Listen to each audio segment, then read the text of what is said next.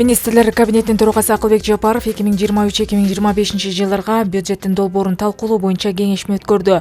Анда ички дүң продуктунун өсүшү боюнча эл аралык уюмдардын терс божомолдору ишке ашкан жок.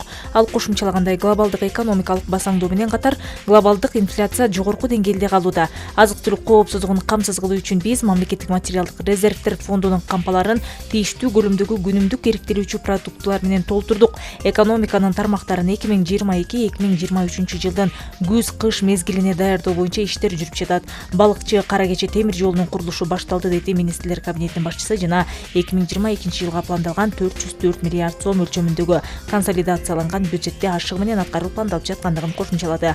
Андан соң финансы министри Алмаз Бакетаев 2023-2025 жылдарга бюджеттин долбоору менен тааныштырды. Ал белгилегендей 2023 жылга консолидацияланган бюджеттин көлөмүн 500 миллиард сом өлчөмүндө белгилөө пландалууда. Кеңири талкуудан кийин сунушталган бюджеттин долбоору жактырылды. Акылбек Жапаров отурумдун жыйынтыгында белгилегендей, учурда министрлер кабинетинин биринчи кезектеги милдети Тажикстан Республикасынын аскердик агрессиясынын натыйжасында жабыркаган Баткен облусунун калыбына келтирүү болуп саналат. Сиздер менен чогуу коллега болуп, мен вице-премьер министр экономики финансы болуп келгенде парламент бизге консолидированный бюджетти 280 миллиард сом менен алганбыз.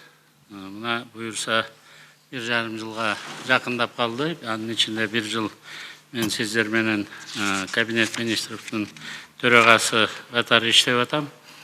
Эмдиги жылы биз 500 миллиард сомдук бюджетибизди бекители деп жатабыз. Ошондо 1,5 жылдын ичинде 220 миллиард сом кошумча акча каражатты экономикабызга киргизип жатабыз. Бул эми эмнени белгилейт? Бул эмдиги жылы биз жок дегенде ай сайын 20 миллиард сомдон киреше тартышыбыз керек. Ошону кайра бөлүштүрүп келгенде биз эффективдүү түрдө колдонушубуз керек.